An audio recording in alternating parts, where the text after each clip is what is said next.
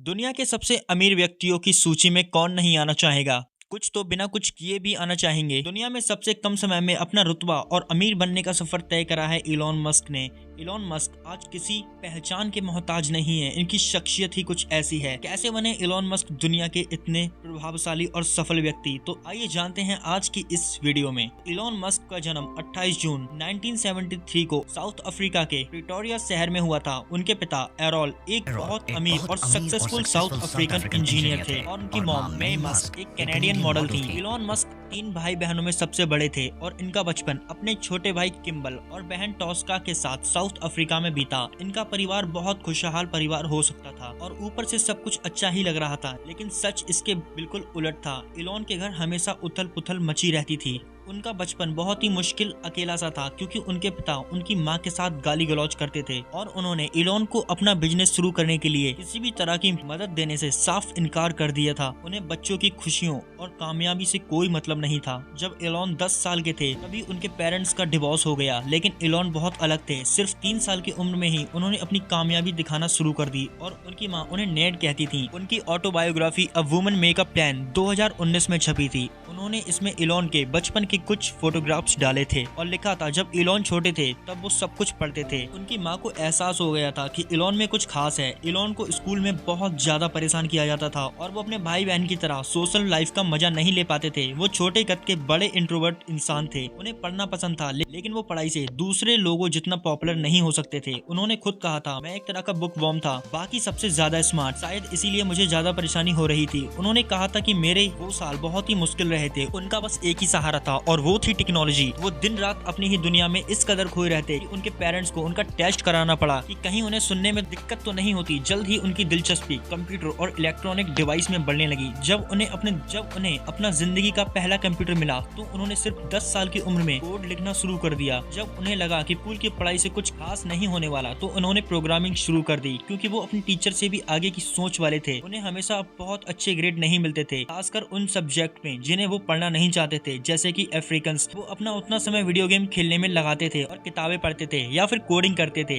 लेकिन जो सब्जेक्ट उनकी पसंद के थे, जैसे कि फिजिक्स और कंप्यूटर, उन्हें इन सब्जेक्ट्स में हाईएस्ट ग्रेड मिलते थे और आज भी वो पढ़ाई करते हैं ताकि वो अपने फील्ड में नंबर 1 रह सकें। उन्हें तो कॉमिक्स बुक्स भी इंस्पायर करती थी क्योंकि वो ह्यूमैनिटी की बात करती थी और उनकी कहानियां हमेशा दुनिया को बचाने वाली होती थी। इलॉन ने जल्द ही समझ लिया था कि अगर वो बेहतर सॉफ्टवेयर बनाकर बेचें तो वो बेहतर कंप्यूटर भी खरीद सकते हैं। इसके बाद उन्होंने अपना पहला स्पेस गेमिंग सॉफ्टवेयर बनाया, का नाम था ब्लास्टर। उन्होंने उसे एक मैगजीन को $500 में बेच दिया। 12 साल की उम्र में उन्होंने अपना पहला कॉमर्शियल प्रोग्राम बेचा। अपने कॉलेज के दिनों में वो अपने डोर रूम से कंप्यूटर पार्ट्स बेचकर एक्स्ट्रा पैसा कमा लेते थे। तब तक उन्होंने सोचा भी नहीं था कि उन्हें एक दिन बिलियनियर्स बनना है, लेकिन वो शायद एक क्रिएटिव सुपर पावर के साथ ही पैदा हुए थे। वो एक्सपेरिमेंट करके चीजों का पता लगाने से नहीं हिचकिचाते थे और हमेशा एक एंटरप्रेन्योर की तरह सोचते थे और काफी छोटी उम्र से ही इन्वेंट और क्रिएट करने लगे थे। उनका बचपन बहुत मुश्किल भरा रहा था, मगर उन्हें उससे बहुत बड़ी खूबी मिली थी। उन्होंने बड़ी से बड़ी चुनौती का सामना करना भी सीख लिया था। जून 1989 में उनकी जिंदगी का दूसरा हिस्सा शुरू हुआ। 17 साल की उम्र में वो अपनी डैड की इच्छा के खिलाफ कनाडा की तरफ चल पड़े और साउथ अफ्रीका और अपने बचपन को पीछे छोड़ दिया हमेशा के लिए, क्योंकि उनके दिल और दिमाग में अमेरिकन सपने थे।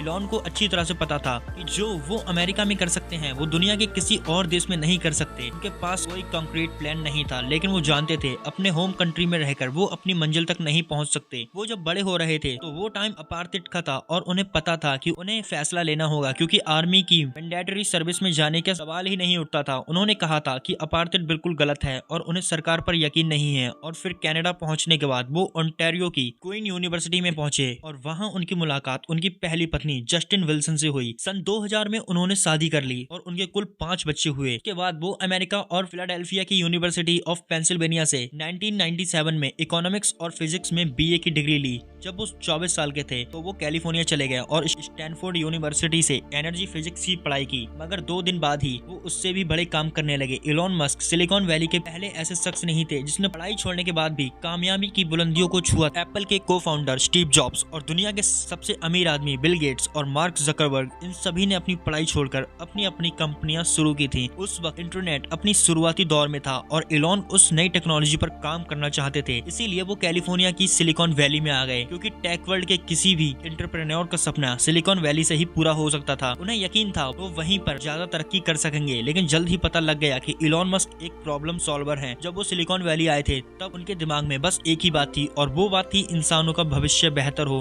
मगर वो जानते थे कि इंटरनेट के जरिए कई बड़े काम किए जा सकते हैं। 1995 में उन्होंने अपनी कंपनी Zip2 बनाई उनके भाई किम्बल के साथ, जो कि येलो पेजेस का ऑनलाइन वर्जन थी। मगर वो ये नहीं जानते थे कि उन्हें शुरुआती दौर में कितनी ज्यादा परेशानियों का सामना करना पड़ेगा। साउथ अफ्रीका से आने के बाद उनके ऊपर बहुत ज्यादा स्टूडेंट कॉलेज लोन भी था, और मस्क के पास इतने पैसे भी नहीं थे कि वो घर और ऑफिस दोनों अफोर्ड कर सके। तब वो अपने छोटे से ऑफिस में सोफे पर ही सोने लगे और नहाने के लिए एक लोकल जिम में जाने लगे। शुरुआत के कुछ महीने तो बड़े मजे से कट गए, लेकिन उसके बाद हालात बिगड़ने लगे। सच सामने आने लगा था। उनके पास एक ही कंप्यूटर था जिस पर वो हफ्तों के 7 दिन काम करते थे। दिन में वो अपनी वेबसाइट चलाते और रात में वो कोडिंग करते। उन्होंने साफ साफ कह दिया था, कामयाब होने के लिए ज्यादा से ज्यादा तकलीफ सहने की क्षमता होनी चाहिए, क्योंकि नए सिरे से कोई कंपनी बनाना अपने आप में बहुत ज्यादा मुश्किल काम है। और आखिरकार उनकी कंपनी चल निकली और उसने काफी तरक्की भी की। फरवरी 1999 में टेक कंपनी कॉम्पैक्ट ने Zip2 को 30 करोड़ 70 लाख डॉलर कैश और 3 करोड़ 40 लाख स्टॉक ऑप्शन देकर खरीद लिया। मस्क सिर्फ 28 साल के थे जब वो सिलिकॉन वैली के करोड़पतियों में शामिल हो गए। वो रातों रात ऑफिस के छोटे से सोफे पर सोने वाले इंसान से एक मल्टी मिलियनियर बन गए थे। मगर वो इतने से संतुष्ट नहीं थे, वो कुछ बड़ा करना चाहते थे। फिर उन्होंने सोचा क्यों ना बैंकिंग इंडस्ट्री में कुछ बदलाव किए जाएं। Zip2 बेचने के बाद उनका कॉन्फिडेंस काफी बढ़ गया था और वो एक नए चैलेंज के लिए तैयार थे। 1999 में Zip2 को बेचने के सिर्फ 1 महीने बाद ही इलॉन मस्क और किम्बल ने उससे मिले पैसों से एक नई कंपनी शुरू कर दी, X.com, जिसे आज हम बहुत ज्यादा पॉपुलर पेपैल के नाम से जानते हैं। पहले मनी ट्रांजैक्शन बहुत स्लो हुआ करता था। इलॉन मस्क ने इस बात पर गौर किया और उन्हें लगा फाइनेंशियल वर्ल्ड में जबरदस्त बदलाव लाने का ये बहुत अच्छा समय है, और उन्होंने पेपैल की खोज की ताकि इससे मनी और पेमेंट्स आसान हो जाएं और कैश का चक्कर ही ना रहे। शुरुआत में ये कंपनी बहुत छोटी और अनजान सी थी, लेकिन मस्क अपने टाइम से काफी ज्यादा आगे थे। अपने एक्सपीरियंस के आधार पर उन्हें लगा उनका दूसरा बिजनेस पहले वाले से ज्यादा आसान है। वो बहुत तेजी से बढ़ा और दूसरे साल के अंत तक उसके करीब 10 लाख कस्टमर हो गए थे। 2002 में ईबे ने पेपैल को 1500 करोड़ डॉलर में खरीद लिया। पेपैल को बेचने के बाद मस्क और उनकी पत्नी जस्टिन सिलिकॉन वैली से लॉस एंजलिस चले गए ताकि स्पेस इंडस्ट्री के ज्यादा करीब रह सकें, क्योंकि पेपैल के बाद अब वो उसी काम में हाथ डालना चाहते थे। मगर वो कहते हैं ना, पैसों से खुशियां नहीं खरीदी जा सकती। उनके लिए वो साल ट्रेजेडी से भरा रहा। लॉस एंजलिस आने तक उनके पहले बेटे की मौत हो गई। उसका नाम नेवेडा अलेक्जेंडर था और उसी हफ्ते इलॉन का नेटवर्थ भी काफी ज्यादा बढ़ गया। बच्चे ने अचानक सांस लेना बंद कर दिया और उसकी डेथ सुडैन इन्फेक्ट सिंड्रोम से हुई थी और वो सिर्फ 10 हफ्ते का था। इलॉन ने अपना पहला $1 बिलियन तो कमा लिया, लेकिन वो अपने बेटे की जान नहीं बचा पाए। बाद में उन्होंने नेवेडा की मौत के बारे में कोई भी बात करने से इनकार कर दिया और उन्होंने अपनी पत्नी के साथ ये फैसला किया कि उन्हें जल्दी से जल्दी बच्चे पैदा करने हैं। अगले 5 साल में IVF के हेल्प से जस्टिन एक ट्विंस और ट्रिपलेट्स को जन्म दिया। मतलब कुल मिलाकर 5 बच्चे हुए और उनके नाम थे ग्रिफिन, जेवियर, डेमियन, सैक्सन और काई। वो और उनकी पत्नी सपनों की दुनिया में रह रहे थे।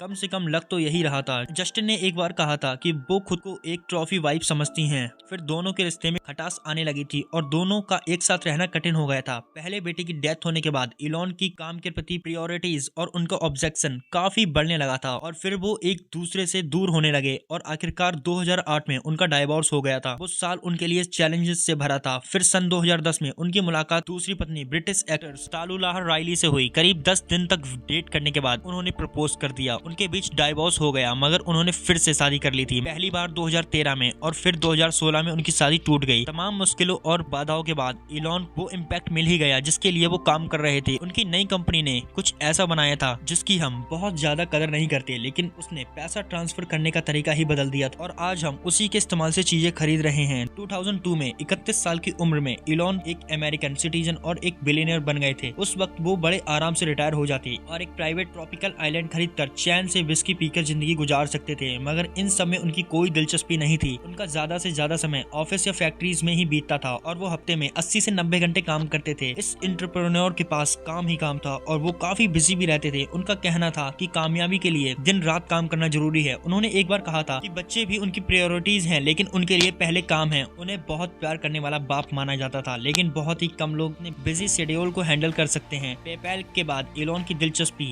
एक और इंस्पायरिंग फ्यूचर में पड़ी और वो आउटर स्पेस को एक्सप्लोर करने के बारे में सोचने लगे। उनका नया गोल था इंसान को मल्टीप्लैनेटरी बनाना। एक ऐसा बच्चा जिसका कोई भी बड़ा या क्लियर विजन नहीं था। वो अब जीनियस एंटरप्रेन्योर और उसका विजन काफी लोगों से ज्यादा बढ़कर था। 2002 में उन्होंने private Interstellar travel company SpaceX की शुरुआत की, जिसका मकसद था अपोलो की यादें दोबारा ताज़ा करना, और वो कॉमर्शियल स्पेस ट्रैवल के लिए स्पेसक्राफ्ट बनाने के सपने देखने लगे। उनका गोल था स्पेस ट्रांसपोर्टेशन की टेक्नोलॉजी को बेहतर बनाना और उसके लिए सस्ते और रीयूजेबल रॉकेट बनाना, लेकिन स्पेस इंडस्ट्री के एक्सपर्ट मानते थे कि रीयूजेबल रॉकेट बना पाना पॉसिबल है।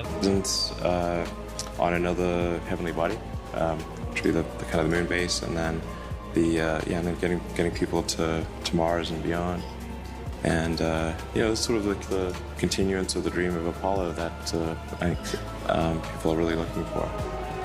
SpaceX की शुरुआत हुई थी 2008 में, मगर सब उनकी इस बात से सहमत नहीं थे। यहाँ तक कि मून वॉकर और अमेरिका के हीरोज नील आर्मस्ट्रॉन्ग और जेन सर्नर ने भी मस्क के प्लान को क्रिटिसाइज किया था। उन्होंने बड़े इमोशनल इंटरव्यू में कहा था कि मुझे ये सब सुनकर बेहद दुख हुआ था।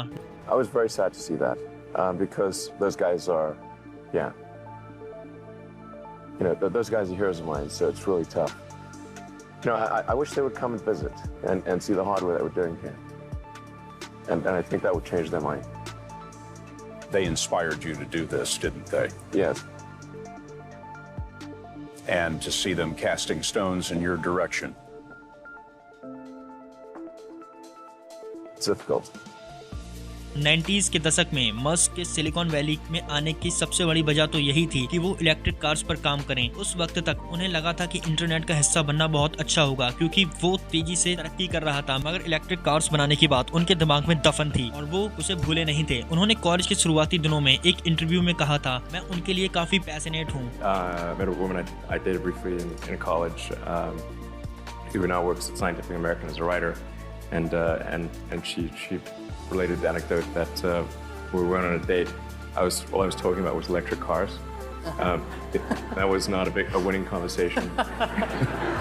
So it was a bit of a monologue, was it? Yeah, she said the first question I asked her was, "Do you ever think about electric cars?" She said, "No, she never does." Musk सिर्फ एक take entrepreneur ही नहीं है, वो renewable energy के बारे में भी सोचते रहते हैं और उनका कहना है कि ये इंसान के फ्यूचर का एक बहुत बड़ा फैक्टर है। वो हमेशा से ही रॉकेट और फास्ट कार के दीवाने रहे और मस्क एक ऐसा तरीका भी ढूंढना चाहते थे जिससे ग्लोबल वार्मिंग कम हो, फॉसिल फ्यूल डिस्ट्रक्टिव यूज भी कम हो। You have significant danger with fracking technology, which is, I think, really still at an early stage, because I think fracking probably increases the accessible oil and gas in the world by perhaps a factor of 10. I mean, we don't really know what the full extent of it is, but it's probably something like an order of magnitude, which means the potential harm to the climate is really much greater than it was before. And we can't rely on scarcity to drive the price of oil and gas high and have that be an adequate forcing function to move electric. So we have to figure out how to make electric cars themselves compelling without that economic forcing function of high gas prices. SpaceX की शुरुआत के 2 साल बाद 2004 में वो ऐसी company के साथ जुड़े जिसके बारे में उन्हें यकीन नहीं था कि वो ह्यूमैनिटी की दिशा को बदल देगी और हमें एक ज्यादा सस्टेनेबल फ्यूचर मिलेगा। उस कंपनी के पास एक रेवोल्यूशनरी टेक्नोलॉजी थी जो एनवायरनमेंट, कस्टमर एक्सपीरियंस, जो कामयाबी पर यकीन करती थी, और वो काफी पॉपुलर भी थी। टेस्ला मोटर्स, जिसे ये नाम दिया गया था इलेक्ट्रिकल इन्वेंटर निकोला टेस्ला के नाम पर। टेस्ला का प्लान था एक ऐसी कार बनाना जो सबकी पहली पसंद हो, अफोर्डेबल हो, इन्वायरमेंटली फ्रेंडली हो और फास्ट भी हो। हालांकि इलॉन मस्क ने इस कंपनी की शुरुआत नहीं की थी, बल्कि इसकी शुरुआत तो बहुत अनजान से इंजीनियर ने की थी जिनके पास ट्रांसपोर्ट को लेकर एक विजन था और वो ऐसी एनर्जी का इस्तेमाल करना चाहते थे जो एनवायरनमेंट के लिए बेहतर हो। अप्रैल 2004 में उन्होंने टेस्ला लॉन्च करने में उनकी हेल्प की और उन्हें $65 लाख अपनी जेब से दिए और फिर उन्हें कंपनी का चेयरमैन बना दिया गया। There's a certain probability that is irreducible that something may happen to Earth, despite our best intentions, despite everything we try to do. There's a probability at a certain point that either external force or some internal unforced error causes civilization to be destroyed. 2006 में 32 साल की उम्र में लगातार sustainable energy की खोज में जुटे रहने के बाद उन्होंने अपने कजन लिंडन और पीटर रेप की हेल्प की ताकि वो सोलर सिटी नाम की कंपनी शुरू कर सकें जो सोलर पैनल और सोलर रूफटॉप टाइल्स बनाती और बेचती थी। उसकी भी मालिक टेस्ला ही थी और सोलर सिटी आज अमेरिका में सबसे बड़ी सोलर सर्विस प्रोवाइडर है। वो मानते हैं कि हमें सूरज से लगातार ढेर सारी एनर्जी मिल सकती है और उनके मुताबिक इस एनर्जी से पूरी दुनिया को फायदा हो सकता है। वो उसके साथ उस मिशन का एक बड़ा हिस्सा है जिससे वो पृथ्वी को पावर देना चाहते हैं। उनका कहना है कि इसका फायदा यूके में भी होगा, क्लाउडी ब्रिटिश वेदर के बावजूद भी। Get probably 80 to 90% of the energy coming through the clouds. It's just that you don't have that bright point source of a sun. And a way to appreciate this perhaps is to look at the fact that plants are essentially a solar-powered chemical reaction. And the UK is a very green country. 2008 में Tesla की पहली roadster आई, एक sport car जो 3.7 second में 100 kilometre per hour की speed पर पहुंच जाती थी और उसने पहली इलेक्ट्रिक कार मॉडर्न 3 के लिए अपना रास्ता बना दिया। मगर मस्क को अंदाजा नहीं था कि ऐसी हाई एंड कार्स का प्रोडक्शन कॉस्ट बहुत ज्यादा होगा। Our goal is to get to cars that everyone can afford as soon as possible. But any technology has to go through a learning curve and has to go through economies of scale and that kind of thing. So for us, being a little startup, we had to start off with a car that was in low production and necessarily expensive. And of course, it has only the first version of technology. Tesla ने सिर्फ 1300 roadster बेचे थे। Critics कहने लगे कि इतनी छोटी company कभी भी ऑटोमोबाइल इंडस्ट्री को रेवोल्यूशनाइज नहीं कर पाएगी, मगर उसने अपनी बैटरी टेक्नोलॉजी बेच दी डैमलर को, जिसने उसके सहारे एक इलेक्ट्रिक स्मार्ट कार बना ली और इस बात की पूरी कोशिश की कि रोडस्टर एक रेगुलर कार की कन्विंसिंग रेप्लिका बनी रहे ताकि लोगों को यकीन हो कि फ्यूचर तो इलेक्ट्रिक कार का ही है। I think all transport, with the exception of rockets, will go fully electric. So that's why, I mean, I see the value of Tesla as an accelerant, as a catalyst in that transition. 2007 तक company पैसों की तंगी से जूझने लगी। वो नहीं जानते थे कि उनके आने वाले साल कितने मुश्किल भरे हो सकते हैं। मस्क ने टेस्ला और स्पेसएक्स की कामयाबी के लिए कई मुश्किलों का सामना किया था। 2008 में शायद इलॉन मस्क की जिंदगी का सबसे बुरा साल था। ग्लोबल फाइनेंशियल क्राइसिस का असर देश की इकोनॉमी पर पड़ रहा था। मस्क की तीनों कंपनी फाइनेंशियल ट्रबल का सामना कर रही थी और उस वक्त तक स्पेसएक्स अपने 3 रॉकेट में नाकामयाब रही थी और टेस्ला में हर महीने लाखों डॉलर्स का नुकसान हो रहा था। Doing a startup, it's like eating glass and staring into the abyss. So it's if you go into it expecting this, it's going to be just fun, you will be disappointed. It's not. It's quite painful. It's much easier to get a job somewhere. Much easier, much less stressful. You'll have more time for other things. But would you be happier? It depends on who you are. You know, would I be happier? Yeah. No, I wouldn't be. I'd be unhappier. 2008 में Christmas के पहले Tesla 2 दिनों के अंदर bankrupt हो सकती थी। Tesla और स्पेसएक्स के बचे रहने के सिर्फ 10% चांसेस थे। जो बैंक उनकी फंडिंग कर रहा था उसने भी अपने हाथ पीछे खींच लिए थे और उस वक्त इलॉन मस्क अपनी जिंदगी की सबसे बड़ी जंग लड़ रहे थे और इसी साल जस्टिन के साथ उनकी शादी भी टूट गई। वो बहुत मुश्किल से गुजर रहे थे और उन्होंने अपना सब कुछ दांव पर लगा रखा था, जबकि इस बात की कोई गारंटी नहीं थी कि उससे कोई फर्क आ सकेगा। एक तरफ टेस्ला बैंकक्रप्सी की कगार पर थी, दूसरी तरफ इलॉन मस्क ने अब एक बहादुरी भरा कदम उठाकर उस कंपनी को सबसे मुश्किल वक्त पर बचा लिया था। आखिरी दम तक लड़ने और सब कुछ अपना दांव पर लगा देने के बाद उनके पास सिर्फ वही पैसे बचे थे जो पेपैल को बेचकर उन्हें मिले थे और वो पैसे भी उन्होंने टेस्ला में लगा दिए। उसी साल सितंबर में मस्क को कामयाबी मिली और उसी साल फैल्कन 9 रॉकेट लॉन्च से और तब उनके पास उसी लॉन्च के लायक पैसे थे और क्रिसमस के कुछ दिन पहले एक चमत्कार हुआ। नासा ने उन्हें बुलाया और स्पेसएक्स को $160 करोड़ का कॉन्ट्रैक्ट दिया इंटरनेशनल स्पेस स्टेशन पर सप्लाई पहुंचाने का। Spaceflight is the reason that SpaceX was created, and we're incredibly honored to partner with NASA and to make this happen. What the National Space Agency would like to do, of course, is to slowly hand over operation of the entire International Space Station to commercial companies. We, as an agency, we want to go to Mars and even beyond. And of course, we're very excited about the excitement that Elon is bringing to this, that SpaceX is bringing to this idea of humans expanding throughout the solar system. 2010 में उन्होंने Tesla को public कर दिया और उस पर पैसों की बारिश होने लगी, मगर सब इस कंपनी के फ्यूचर को लेकर संतुष्ट नहीं थे और वॉल स्ट्रीट ने तो ये तक कह दिया था कि उसकी कामयाबी की उम्मीद बहुत कम है, मगर इन्वेस्टर ने इन बातों पर ज्यादा ध्यान नहीं दिया। मस्क ने भी टेस्ला और स्पेसएक्स की शुरुआत करते समय ये सोच लिया था कि नाकामयाबी की संभावना ज्यादा है, फिर भी उन्होंने ये रिस्क लिया। The reason that I'm doing it, and certainly a lot of people at Tesla are doing it, is because we think it actually is going to make a difference to the world if we transition to sustainable transport sooner rather than later. We're not doing this because we thought it was like a way to get rich or anything. Like I said, I thought maybe 10% chance of success at the beginning. I thought I would just lose all my money. And almost did. So it's not like it was, that was came very close to losing everything. Tesla आगे बढ़ती रही, तरक्की करती रही और आज करीब 12,000 super chargers पूरे नॉर्थ अमेरिका, यूरोप और एशिया क्लीन ड्राइविंग को प्रमोट करने और दुनिया को ये दिखाने के बाद इलेक्ट्रिक कार पेट्रोल से चलने वाली कार से ज्यादा बेहतर हैं। इलॉन मस्क ने एक इलेक्ट्रिक ट्रांसपोर्ट रेवोल्यूशन शुरू कर दिया था। I would encourage more participation by whoever it is to create electric vehicles.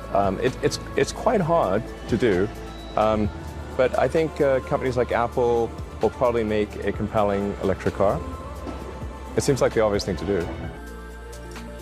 काम बन गया, मस्क ने वापसी कर ली, लेकिन टेस्ला कंट्रोवर्शियल बनी रही। उस पूरे साल में सिक्योरिटी को लेकर क्रिटिक्स कंपनी पर सवाल उठाते रहे और मस्क ने भी उसकी कमियों को सही माना। हाल ही में उसे लॉ सूट्स, इन्वेस्टिगेशंस और ले ऑफ का भी सामना करना पड़ा। उसकी रेपुटेशन पर काफी सवाल उठे और पूरा साल काफी उथल पुथल भरा रहा। फेसबुक भी ऐसी कंपनी थी जिसने 2019 के चुनाव के समय टेस्ला से ज्यादा नुकसान झेला था। इलॉन मस्क ने कहा था, गलतियां तो होंगी ही, मगर वो लगातार खुद को बेहतर बनाने की कोशिश कर रहे हैं और आगे भी बढ़ रहे हैं। उन्होंने नई खोज करना बंद नहीं किया, वो लगातार रिस्क उठाते रहे। उन्होंने 2012 में एक नया इतिहास लिखा, बेदाग। लिफ्ट ऑफ के बाद फैल्कॉन 9 रॉकेट बिना किसी इंसान को लिए स्पेस में पहुंच गया। फैल्कॉन 9 लॉन्च इसी के साथ पहले commercial vehicle international space station पर पहुंच गया और उसने वहां तक वो ड्रैगन कैप्सूल पहुंचा दिया जिसमें ग्रोसरीज और सप्लाई थी। Well, some people don't realize we have a space station. Like, can I be serious?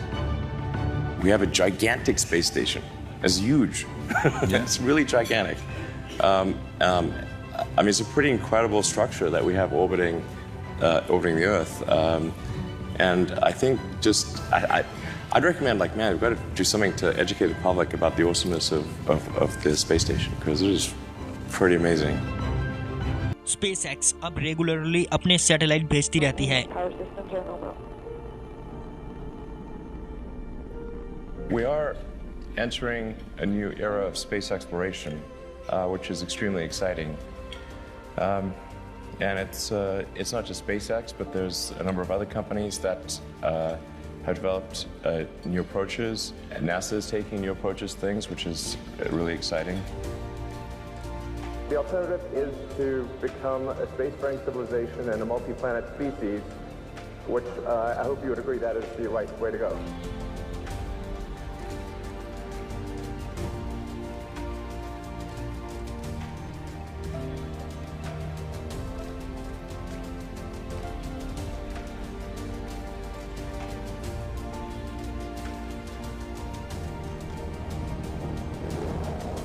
Thing that's happened in the last couple of years, which I'm really excited about and I think makes the difference for access to space, is the landing of the Falcon 9 rocket booster, and then that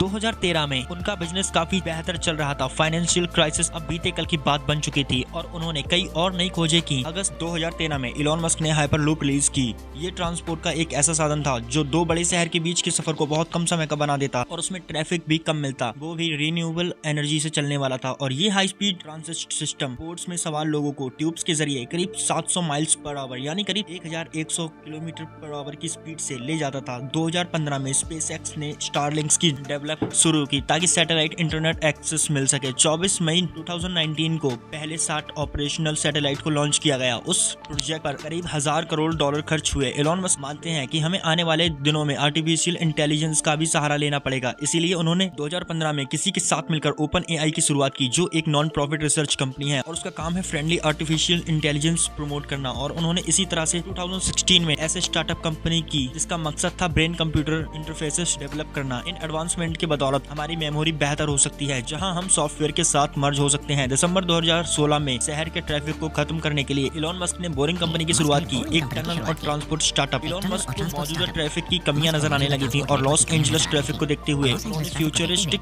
underground public transport system बनाने का फैसला किया। उनका पहला self driving tunnel Las Vegas में जमीन के नीचे बनकर करीब रेडी है। वो उन टनल्स का इस्तेमाल हाइपरलूप व्हीकल के लिए करना चाहते हैं। उसी साल उन्होंने अनाउंस किया कि आने वाला समय सेल्फ ड्राइविंग इलेक्ट्रिक कार्स का है। My guess is in probably 10 years, it will be very unusual for cars to be built that are not fully autonomous. Owning a car that is not self-driving in the long term will be like owning a horse. You would own it for, and you would use it for sentimental reasons, but not for, not for daily use, really. उन्होंने ये भी ऐलान किया इंसान को मंगल ग्रह पर पहुंचाना उनका असली उद्देश्य है, एक ऐसा गोल जिसे वो 2024 के लास्ट तक पूरा कर लेंगे। It would be cool to be born on Earth and die on Mars. Yeah, you said before you want to retire on Mars. Is this more or less feasible? Well, actually, it was asked, it's more like if I were to retire, it's not like I want to retire, but if I were to retire on the verge of senility, I'd like it to be on Mars. That would be cool. हमें उम्मीद है कि space travel काफी affordable होगा। हर एक आदमी का खर्चा करीब $1 लाख हो सकता है। हम इंसान हमेशा के लिए शायद उस रेड प्लेनेट पर चले जाएं। 2018 में इलॉन मस्क ने उस पहले प्राइवेट एस्ट्रोनॉट का ऐलान किया जो चांद पर जाने वाले हैं। I'd like to introduce the first paying customer of BFR, Yusaku Miyazawa. Please come forward. Yeah. Thank you, Hiro. Thank you, everyone. Wow.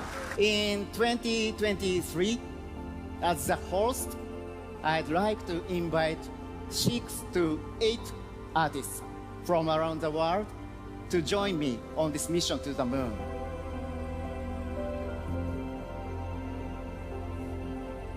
A future where we are a spacefaring civilization and out there among the stars is infinitely more exciting and inspiring than one where we are not. You basically have to hate humanity if you don't like that future.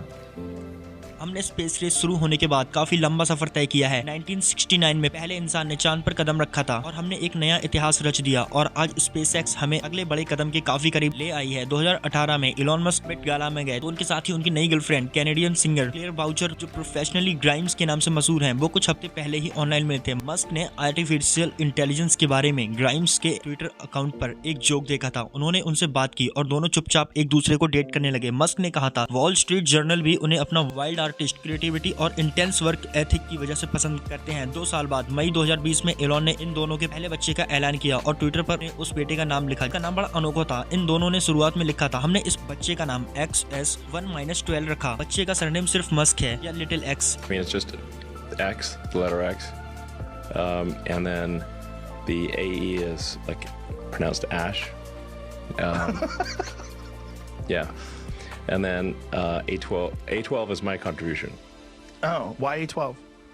Archangel 12, the precursor to the SR-71, coolest plane ever. I love how Rogan was laughing because we were all like, Ash, how did you get that out of it? But look at this baby, how adorable is he? Grimes और Musk के बच्चे का नाम ही इतना controversial नहीं था, वो Twitter पर काफी कंट्रोवर्शियल हो गया था। मई 2020 में उन्होंने सिर्फ एक ट्वीट से टेस्ला कारों की वैल्यू $1400 करोड़ कम कर दी थी। उन्होंने लिखा था टेस्ला की स्टॉक प्राइस बहुत ज्यादा है। उन्होंने अपने स्टॉक में से $300 करोड़ निकाल लिए। फिर इन्वेस्टर भी उस ट्वीट के बाद किनारा करने लगे। 1 मई 2020 को मस्क ने फैसला किया कि वो अपने 7 घरों को बेच देंगे। उन्होंने ट्वीट किया वो अपने सारे फिजिकल पोजीशन बेच रहे हैं और उनका कोई घर नहीं होगा। उन्हें जो रोगन के साथ इंटरव्यू के दौरान नशा करते हुए भी देखा गया था। I mean, it's legal, right? It's totally legal. Okay. How does that work? Do people get upset at you if you do certain things? Do you see this right here? There's tobacco and marijuana in there. Is he inhaling? Yeah, no, I'm not sure. Okay, whether or not he's inhaling, he's in a state where it's legal. उन्होंने 3 बार शादी की, एक ही औरत से 2 बार और 6 बच्चों के बाप भी बने और अपने ट्वीट से अपने शेयर होल्डर करोड़ों का नुकसान कराया। ये सब देख तो लगता था कि उनकी पर्सनल लाइफ भी उनकी प्रोफेशनल लाइफ जितनी ही उथल पुथल भरी थी। अपने सफर में उन्होंने खूब सारी खुशियां और कामयाबी ही नहीं देखी। इलॉन मस्क फाइनली उस बुलंदी पर पहुंच गए जिसकी उन्होंने तमन्ना की थी। अपनी ओवरसाइज पर्सनैलिटी की वजह से वो कई बार मुश्किलों में फंसे, मगर उनका अपना एक विजन था और खास मकसद से आगे बढ़ते रहे। 2018 में इमर्जिंग टेक्नोलॉजी इवेंट में उन्होंने कहा था उनका मकसद है इंसानों का future banana. Drives me is that I want to be able to think about the future and feel good about that. That we're doing what we can to have the future be as good as possible. To be inspired by what is likely to happen, and to look forward to the next. हाल ही में वो digital currency के भी supporter बन गए और Tesla ने bitcoin में $150 crore invest कर दिए। बेहद तेजी से अमेरिकन कैपिटलिज्म के शिखर पर पहुंचने के बाद 2021 में वो कुछ समय के लिए जेफ बेजोस से आगे निकल गए और वो दुनिया की सबसे अमीर इंसान बन गए और उनका नेटवर्थ पहुंच गया था $20,900 करोड़। 2002 में उन्होंने मस्क फाउंडेशन की शुरुआत की जो renewable energy, space exploration, science, paediatric और आर्टिफिशियल इंटेलिजेंस रिसर्च को सपोर्ट करती थी। उन्होंने करीब $25 करोड़ 70 लाख इस ऑर्गेनाइजेशन को दिए। मस्क आम तरह की फिलैंथ्रोपी नहीं करते जैसे बिल गेट्स करते हैं। उनके ज्यादातर पैसे सीधे उनकी कंपनी में ही जाते हैं। वो एक बेहतर पृथ्वी के लिए काम कर रहे हैं और ये काम यकीनन फिलैंथ्रोपिक है। 2012 में Musk, Bill Gates, mark Zuckerberg की तरह बिलियनियर की लिस्ट में शामिल हो गए और गिविंग प्लेस पर साइन करके ऐलान कर दिया कि उनके ज्यादातर पैसे उनकी जिंदगी में या उनकी वसीयत के मुताबिक दान में दिए जाएंगे। क्या इस बात की कोई सीमा है? आपकी कल्पना हकीकत को कहां तक ले जाएगी? एलन मस्क शायद इस बारे में नहीं सोचते। उनके फ्यूचर के बारे में जो विजन है वो किसी इमेजिनेशन से परे है और काफी इंस्पायरिंग है। वो एक साउथ अफ्रीकन इमिग्रेंट थे और एक ऐसे बच्चे जिसे सब परेशान करते थे, मगर वो एक सेल्फ मेड CEO बिलियनियर बने और एक दो नहीं बल्कि उन्होंने पूरी 5 इंडस्ट्री खड़ी की। उन्होंने हमें दिखा दिया कि कुछ ऐसा करो जो नामुमकिन सा लगे। अगर हम उनकी कामयाबी को देखें तो इस बात में कोई शक नहीं, एलन मस्क सही मायने में सिलिकॉन वैली की एक सक्सेस स्टोरी है। उन्हें टाइम मैगजीन ने पूरी दुनिया के सबसे इन्फ्लुएंस लोगों में से एक माना था। उनके अंदर कभी कॉन्फिडेंस और ऑप्टिमिज्म की कमी नहीं रही। उन्होंने अपने क्रिटिक्स को करारा जवाब दिया। वो मुश्किल से मुश्किल दिनों में लड़ते रहे और कभी हार नहीं मानी। PayPal, SpaceX, Tesla, SolarCity, इन सभी ने दुनिया पर गहरा असर डाला है। ये टेक बिलियनियर्स तो एक मिसाल हैं। हम उनसे सीख सकते हैं कि हीरोज को भी मुश्किल दौर का सामना करना पड़ता है, तभी वो इस मुकाम तक पहुंच पाते हैं। शुरुआत होती है एक इंडिविजुअल से, उनके सपने और उनके एम्बिशन से, जो दुनिया को एक बेहतर जगह बनाना चाहते हैं। शुरुआत हमेशा छोटी ही होती है। देखकर तो ऐसा ही लगता है एलन मस्क के लिए आसमान भी सीमा नहीं है। असल में उनके लिए कोई लिमिट है ही नहीं। Space is one of those things that I think almost everyone is inspired by, and if you asked people what was the most inspiring event in history, it was probably landing on the moon. If you ask people anywhere, I'd say